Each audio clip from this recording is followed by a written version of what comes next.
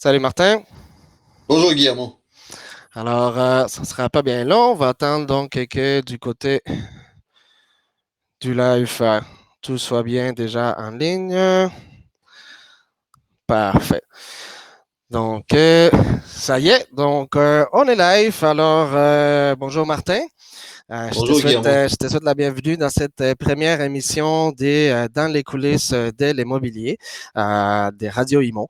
Donc voilà, c'est une émission que je vais animer une fois par semaine, les jeudis à 15 heures. En fait, l'objectif de cette émission-là, c'est surtout justement aller chercher des acteurs dans l'immobilier, que ce soit des courtiers immobiliers. On va inviter aussi au niveau de la gestion immobilière. Bref, tous ces acteurs-là que les gens parfois pas qu'ils oublient qu'ils existent, là, mais qui parfois ils comprennent pas exactement c'est quoi le travail, puis surtout comment des situations comme la situation actuelle du COVID, ça peut affecter justement ces différents acteurs-là. Donc aujourd'hui, c'est exactement ce qu'on va faire. Je suis aujourd'hui ici avec Martin Dumont, courtier immobilier résidentiel chez Sutton Synergie.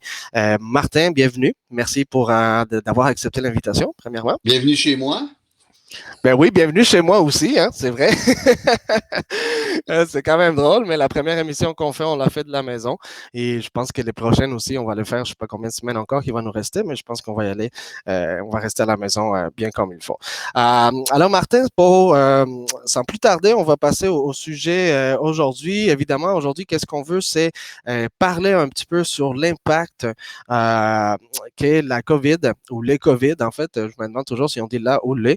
Euh, Quel impact ça a eu sur les métiers des courtiers immobiliers, dans ton cas particulièrement? Comment tu as ressenti cette crise-là et comment tu la ressens encore en ce moment? Ben, écoute, premièrement, on ne se le cachera pas que ça l'a beaucoup ralenti. Tout ce que nous, on fait normalement, c'est quoi? Ben, c'est des visites, c'est d'accompagner des acheteurs, mais aussi des locataires pour justement trouver le prochain chez soi. Donc là, présentement, jusqu'au 4 mai, on est confiné à la maison. Ce que ça implique, par contre, comme changement, comme impact, tu demandais, ben, on fait beaucoup plus d'interactions au téléphone avec nos clients. Pas plus tard qu'en fin de semaine dernière, j'ai fait 2 locations. Les Ah, locations se sont conclues virtuellement, c'est-à-dire qu'on a demandé aux locataires en place de faire une vidéo de l'unité, du d'accord. condo. On l'a envoyé au promettant locataire.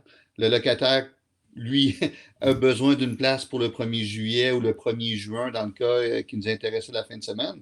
Donc, la location s'est faite comme ça. C'est-à-dire que le locataire, lui, a besoin d'un chez-soi, est un petit peu moins regardant, je pense, et a fait la promesse de location basée sur le vidéo qu'on a fait. Donc, ça nous a amené à changer un petit peu notre approche. La bonne nouvelle, par contre, c'est que la technologie est là pour nous assister.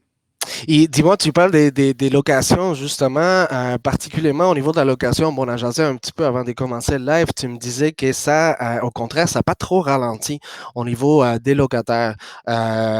Pourquoi est-ce que c'est sûr que c'est plus facile de faire une location sur un an que de t'engager sur une hypothèque quand tu achètes une maison, mais au niveau des locataires, est-ce qu'il y a vraiment une explosion au niveau des locations, justement, des logements disponibles? J'ai lu aussi au niveau des Airbnb, ça c'est peut-être quelque chose aussi qui a eu un grand changement. Il y a beaucoup plus d'Airbnb que finalement ils ont décidé d'y aller pour du long terme à cause de cette situation-là. Est-ce que tu as senti cet impact-là, toi aussi, directement? Ouais, ben écoute, très bon point que tu amènes. Premièrement, j'ai récupéré un nouveau client qui louait son appartement sur le plateau en Airbnb. Donc là, il OK. m'a demandé de faire une location à long terme, premièrement. Puis deuxièmement, hier, j'ai signé un contrat pour un nouvel appartement que je vais offrir en location virtuelle. Mais bien entendu, les gens vont bel et bien pouvoir y habiter à partir du 1er juillet. Il faut quand même rappeler aux gens qui nous écoutent que les déménagements, les signatures d'actes de vente Ouais. sont considérés comme étant des services essentiels. On s'attend à ce que les courtiers immobiliers aussi, dans les prochains jours, dans les prochaines semaines, on le devienne aussi, avec quand même quelques restrictions, c'est-à-dire qu'on va plutôt prioriser tout ce qui s'appelle les besoins les plus urgents, entre autres une personne qui a vendu sa maison et qui doit déménager le 1er juin. ne pourras pas attendre au 4 mai. Là. Donc, Non. nous, on fait de la pression auprès des instances gouvernementales pour leur dire, ces personnes-là, on ne parle pas de l'ensemble des gens qui seraient tentés de magasiner. Donc, nous, on veut vraiment aller offrir le service. Puis à ta question de tantôt, Guillermo, je te dirais aussi que j'ai 2 acheteurs qui se Hein? sont transformés en 2 locataires. Donc, Ah eux bon, se sont dit, la pause que je vais me prendre en 2020, ah ouais. plutôt que d'investir, je vais attendre de voir qu'est-ce qui va se passer avec le marché de l'emploi. Je vais me trouver un appartement pour les prochains 12 mois. Donc, en effet, moi, je n'ai pas vécu de ralentissement au niveau de mon côté Locataire. d'affaires, au niveau du locatif.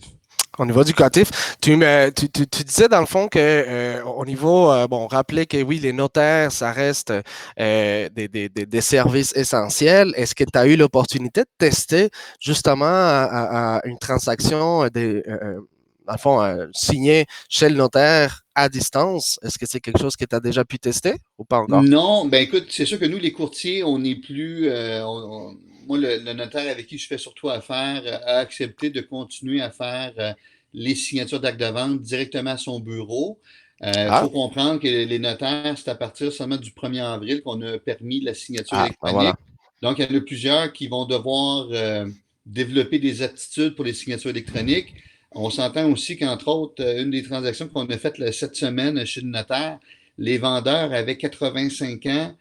Je ne suis pas Ouais. sûr qu'ils étaient prêts à faire de la signature électronique. Donc, le notaire, ce qu'il a fait, il a reçu les acheteurs dans une pièce, les vendeurs dans une autre Ah, pièce, OK, et voilà. on a finalisé la transaction de cette manière-là. Ouais. Ben, c'est ça. C'est bien, c'est ça. Mais c'est ça qui amène ces genres de situations aujourd'hui, hein, c'est qu'on doit s'adapter, on doit un peu improviser si on veut. Mais c'est bien qu'on trouve donc des solutions si on veut. Dis-moi, Martin, à ce niveau-là, est-ce que, bon, tu te prépares évidemment pour une éventuelle, si on veut, répartir donc la machine immobilière. Je sais que même si tu me dis qu'au niveau locatif, ça l'a pas ralenti pour toi, mais c'est sûr qu'au niveau des ventes transactionnelles, meeting avec les clients, ça a forcément eu un impact, un ralentissement. Qu'est-ce que tu fais présentement pour garder dans le fond là, la présence au niveau de tes clients, puis surtout Ouais. comment tu te prépares pour embarquer quand ça va repartir? Quand ça va repartir, je pense que ça va partir à 200 000 à l'heure. Donc, ce qu'on Ah fait ouais? présentement, moi et mon équipe, d'ailleurs, je tiens à saluer mes collègues Marie-Claire, Cynthia, avec qui on est courtier immobilier dans l'équipe Martin Dumont. J'ai aussi ma collègue Géraldine, qui est notre adjointe d'équipe. Donc, nous, ce qu'on fait présentement, on en profite. On fait un reach-out à tous les jours auprès de nos clients acheteurs, vendeurs, on prend de leurs nouvelles, on leur rappelle les explications du gouvernement sur le COVID-19. On en profite aussi pour communiquer avec nos anciens clients ou avec OK. des prospects, à savoir, nous, on se donne comme objectif qu'à tous les jours, on doit communiquer minimalement avec 5 de nos clients, OK. présents ou passés. Puis, c'est pas juste de parler d'immobilier, mais l'aspect le plus important ces temps-ci, c'est comment ça va. C'est ça. Est-ce que ça va bien? Est-ce que tu as le goût qu'on se prenne un café virtuel, qu'on placote de d'autres choses que du stress que va t'amener le C'est ça. déménagement, de la vente de ton condo? Donc, nous, ce qu'on fait, on dit souvent, l'immobilier, c'est pas juste une transaction financière, c'est une transaction relationnelle. Donc ça, je peux te dire, Guillermo, on est pas mal occupé là-dessus. C'est sûr, c'est sûr. Mais voilà, ça, c'est surtout que les gens, qu'est-ce que les gens, ils se demandent d'abord, est-ce que ça va repartir? Quand est-ce que ça va repartir? Comment on va repartir ça? Alors, toi, tu penses que vraiment ça va repartir en super force? Est-ce que tu penses que ça va repartir plus fort? Penses-tu qu'au niveau économique, la situation économique, ça n'aura pas un impact négatif nécessairement au Écoute, retour? Écoute, la boule de cristal, je ne l'ai pas. Je vois peut-être quelque chose qui va se passer. C'est qu'on va peut-être moins avoir le phénomène dans la grande région de Montréal des offres multiples. Peut-être que Très les bon point. gens vont plus y réfléchir, vont moins s'enflammer dans un processus de se dire, ben écoute, je vais être la quatrième offre sur la table. Ouais, c'est ça. Donc, moi, ce que je vois dans les prochains mois, c'est peut-être une transition vers on est un marché de vendeurs à Montréal. On va peut-être se transformer dans peut-être 6 à 12 mois compte tenu de la situation globale. On va peut-être se transformer dans un marché d'acheteurs. Donc, il y aura peut-être plus d'opportunités parce que présentement, il y a beaucoup, on parle dans le dernier trimestre, il y a 24 de moins d'inscriptions. à C'est ça. Montréal, Mhm. que ce soit Mhm. pour les condos, que pour les unifamiliales. Peut-être que dans 6 mois, il va y avoir 25% de plus parce que des gens vont se dire, ben écoute, je suis peut-être prêt à vendre plus rapidement, je veux m'en aller en appartement, je veux laisser passer la vague. Donc, écoute, ta question, on pourrait s'en reparler dans 12 mois, qu'est-ce qui s'est passé? C'est clair.